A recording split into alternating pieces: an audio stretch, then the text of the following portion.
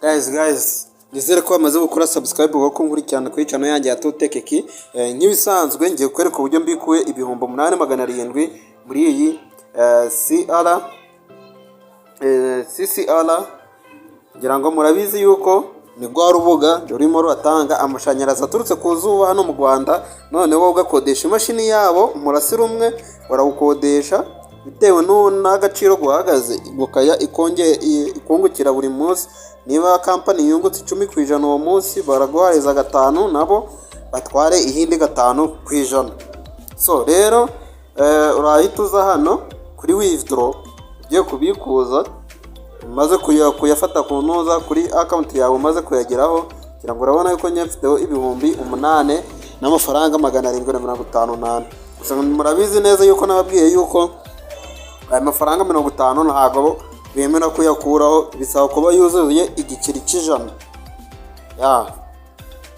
Ndahita nza hano nshiremo amount, nshiremo ibihumbi 8,700.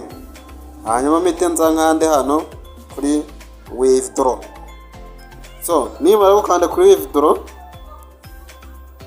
urabona yuko bambwiye yuko withdraw yabaye submitted. Nta kindi kiba gisigaye usibye gutegereza amafaranga yawe bakayohereza kuri mobile money. Ngira ngo akanikaka account nafunguye bigishirizaho, ngira ngo urabona yuko 5,000 nagashizeho aka account, ariko maze kubikuza 44,300. Ngira ngo rero urumva yuko uyu munsi ninjije 8,000. Akarusho noneho aya mafaranga nayakoreye biturutse mu gutumira. Nayakoreye biturutse mu gutumira. So rero mbere watumiraga umuntu yagura product ya 5 bakagohereza 5,000.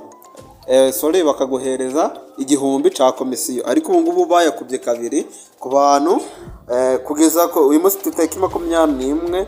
Iyi bonus yatangiye ejo hashize, ubwo izarangira kuri 24. bari kugukubira bonus. Sasa rero impamvu ngoza aka video ni kugira ngo nkubwire yuko tumira uko ushoboye kose, hanyuma nawe iyi bonus ntizi kugucika. Kugura imashini ni ibisanzwe ntahangaha. Gukora ama recharge ngira ngo abantu benshi mumaze kubimenya. So ngira ngo urabona yuko ahangaha haba hari imashini nyinshi ugenda uhitamo iyo ushaka bitewe niyo ukeneye kugura. Guys rero ngira ngo murabona recharge iyo igiye gushira amafaranga unyura ahangaha kureba records za withdraw. Uraza ahangaha kugira ngo reba amafaranga yawe niba agiye kuza, urahita uza hano kuri withdraw records. So ngira ngo urabona yuko biri pending, reka dutegereze amafaranga areta atugeraho. Ntabwo atinda, ni hagati y'amasaha 24 n'amasaha 72. Ni iminsi 2, hagati y'umunsi n'iminsi 2 gusa, azira umunsi umwe.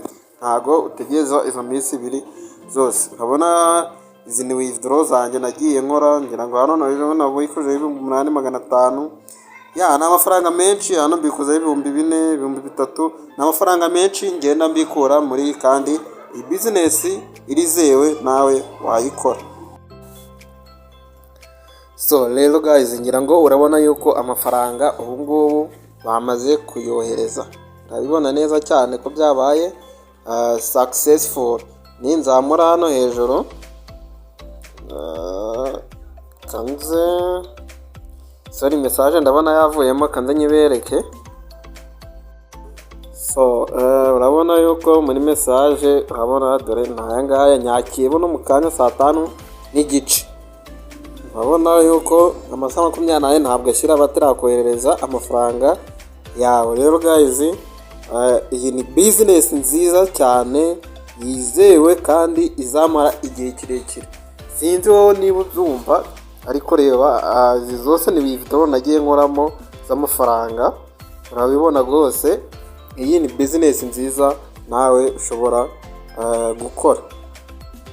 So rero guys, nta bindi uba usabwa ni ukuza wowe ugakora claim gusa.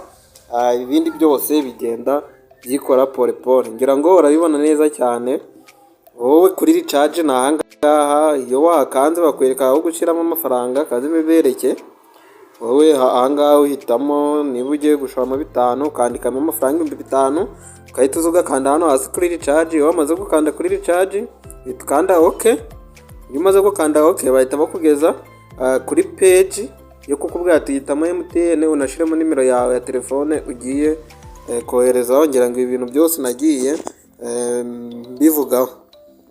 So reka dushiremo nimero, ushyiramo nimero ugiye gukoresha urukohereza amafaranga kugira ngo bitaza kuyoba. Ukahita uza ugakanda hano kuri Airtel, uhitamo Airtel niba ari ushizemo ugakanda confirm. Iyo umaze gukanda confirm bahita bakwereka uburyo bwo kwishura. Urabona wowe uraza urishura 5 kuri iyi nimero, amazina ni aya ngaya, uhite ukanda ugende wohereza amafaranga. Hanyuma uza ukanda hano refresh cyangwa se umunota kuri 2 amafaranga yawe ahita ajya kuri account yawe. Nubwo buryo rero kuguramo imashini nabwo narabibabwiye, ubiwo biracanga yinjiye mu group yanjye ya WhatsApp arasanga nimero yaje ubona nyandikire ubundi mufashe kwinjiramo. So niba utari wakora subscribe wangora subscribe ku channel yanjye ya 2Tech King.